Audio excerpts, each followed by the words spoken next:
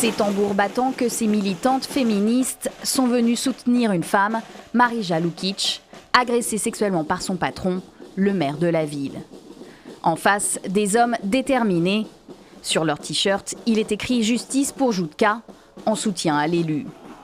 Huée, la jeune femme doit se frayer un chemin vers le tribunal. Une bagarre éclate.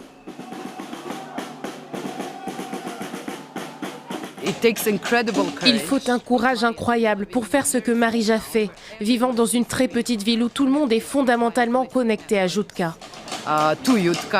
Il y a un an, Marija a décidé de sortir du silence inspiré par le mouvement MeToo, alors que beaucoup lui conseillaient de se taire.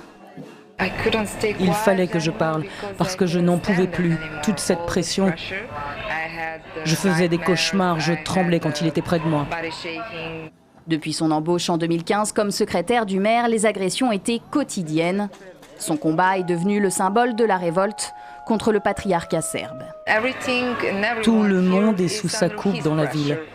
Et il a beaucoup d'influence. C'est très difficile de faire entendre ma voix.